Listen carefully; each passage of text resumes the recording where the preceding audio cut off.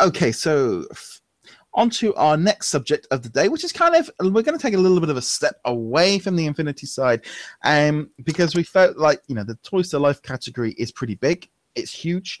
And pretty, the big granddaddy of the, sort of the oldest one has finally announced their hand. Skylanders Superchargers has now been announced, which is kind of going to be a little bit different than they've previously done, because they're going to have vehicles in them, and there's going to be racing, and there's going to be 20 new characters and 20 new supercharged vehicles, all with different abilities.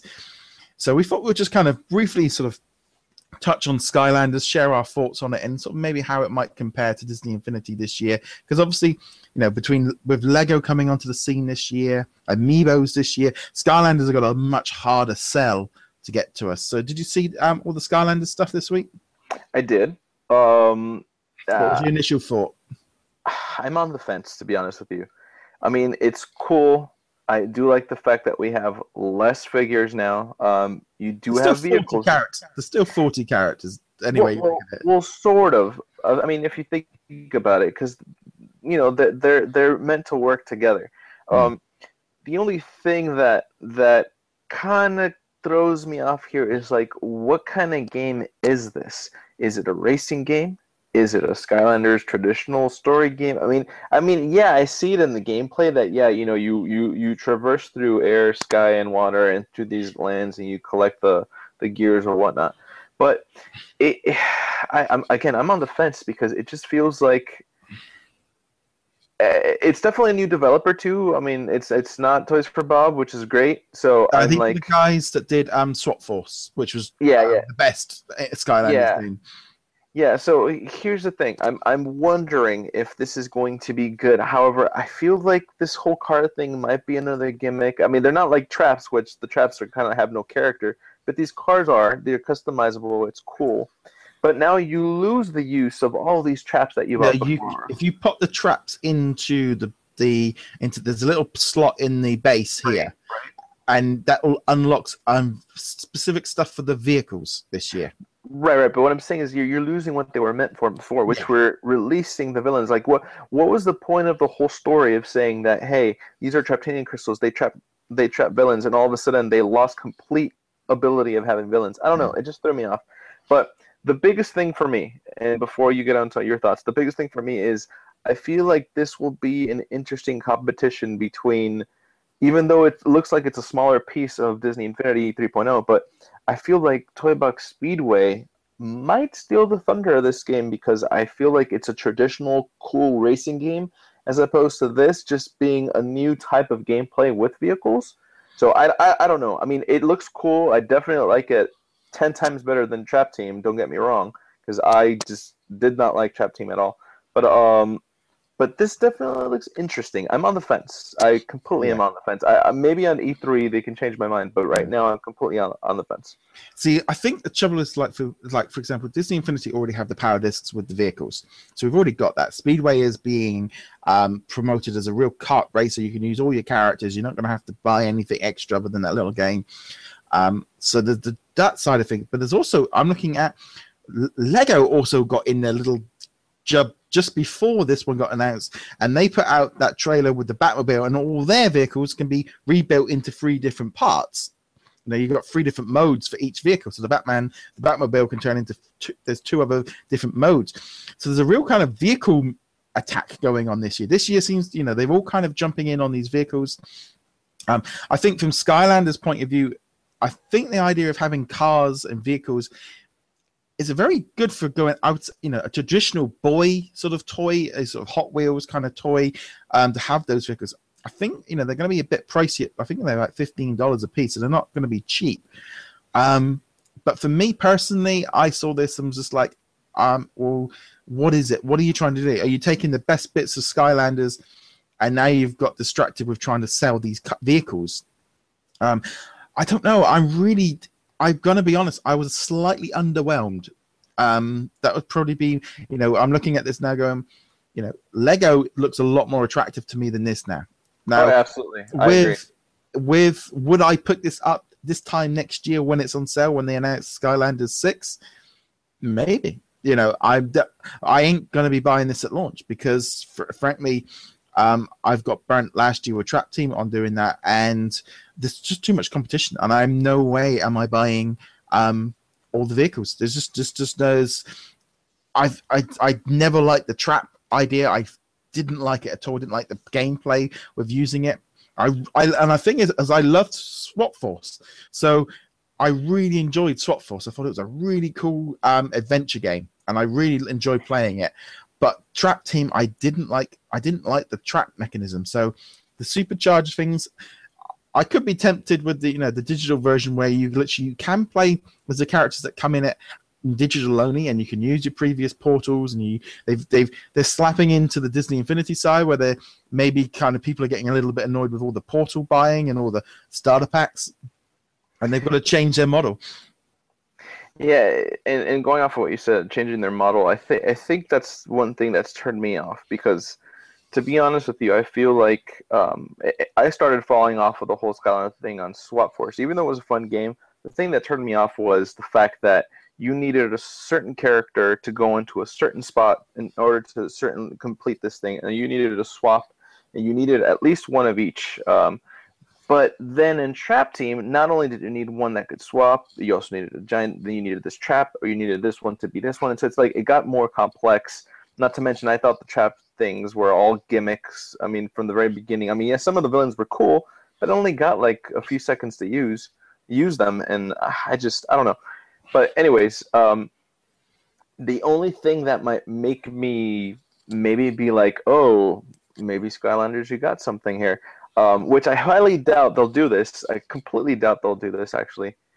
But if they would sell the Supercharger Skylander with the corresponding vehicle in the same package, and not to mention not make them extremely overpriced, then I'd be like, okay, maybe this makes more sense, and I think it's more of a value.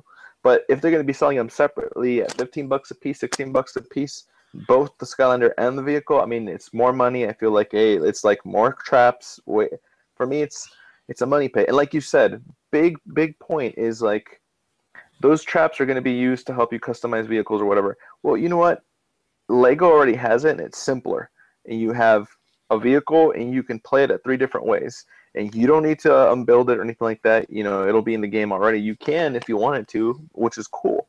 But I don't know. It's tough, man. I feel like even though I enjoyed Skylanders from Spyro Adventures, Giants, moving on, I just feel like unfortunately it's slowly declining because of all these brand new contenders. So I don't know. It'll be interesting. I mean, I'm kind of. I think there's that thing of, I know with Skylanders is that structural gameplay. It's something that a lot of people love. They love that structured gameplay where you go through one story. You're not worrying about toy boxes or play sets, you've kind of got that structure that people like. And the racing element might improve. It might be a good fun gimmick. It might be fun. It could be a really good game. They might have had to really up the ante in terms of trying to make a better game. So that it's hard to know at the minute without playing it.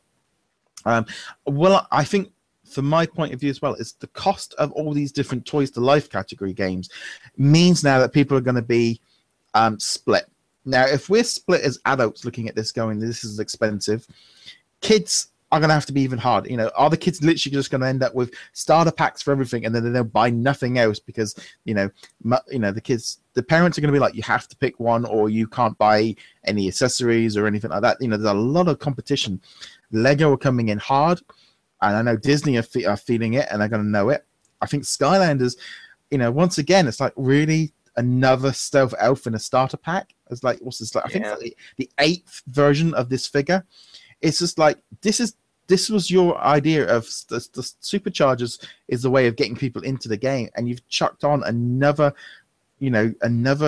figure. I mean, I already had 3 when I had all my Skylanders. I had 3 stealth elves and 4 trigger happies and all these kind of things. And they come back with another Terrafin, another trigger happy, and it's like, once again, it's like I was jumping at them and going, they were keeping to their core characters, but they're onto their 5th version, and I think people are, there's a lot of competition out there, and it's going to be interesting to see what happens with Skylanders going forward. I still can't believe they're still doing a Wii version of this. Really? I did not know that. Yeah, they're doing a special. They're going to be having it on all the, the PS4, PS3, Xbox One, Xbox, and the Wii U. That's one version.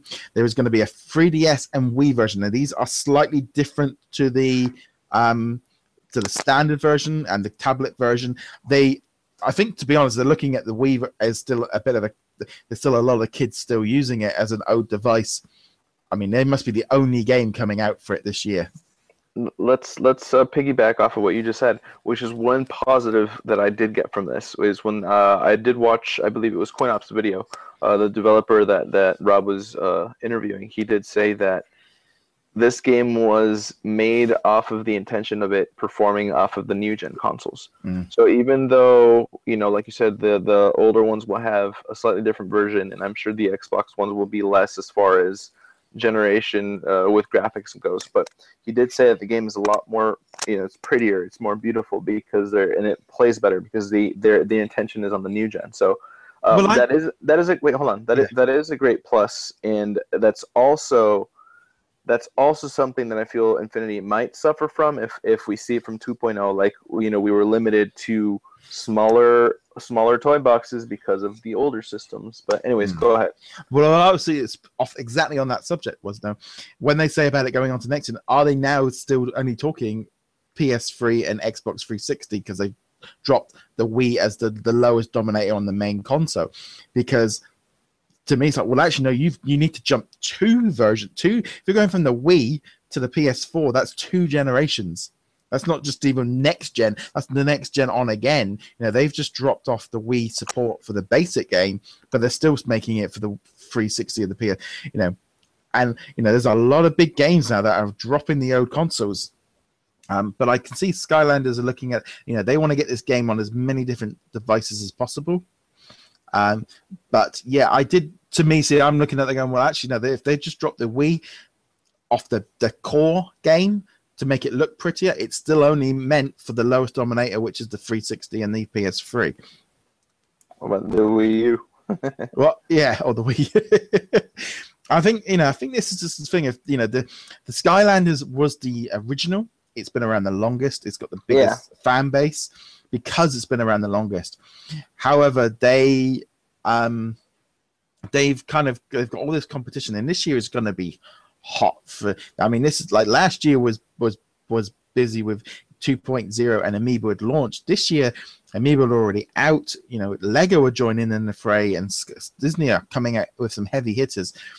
This year is probably the most competitive Toys to Life category we've ever seen. You've also got Sick Bricks in there. You've got whole loads of different games, and everyone's trying to jump into this market. I don't think it's good enough. I don't think Skylanders is good enough yet to do it. Yeah, unfortunately, they're falling short in my eyes too. But we'll see. I don't know. I got more on E3 this time. Last year it was just Infinity and Skylanders, and then Nintendo had a little case with the Amiibos. Nobody knew what they were about. But now I got 4 different places to go, not to mention the other Sick Bricks and all that stuff. So and all the Star Wars Battlefront. I think that's pretty much going to wrap up this week's show. So a big thank you to A for joining us this week. And anything you want to add before we head off? No, but definitely stay tuned for more information. We got E3 coming up, and obviously the Toy Box TVs are getting even better. The live ones, obviously, and just the recorded ones too. But just stay tuned. Yeah, that's it. And remember to check us out on all the Twitters and etc. etc. And remember, we shall see you guys in the later video. Later, guys. And again, thank you to the patrons. Thank you. Also, yes, thank you, guys.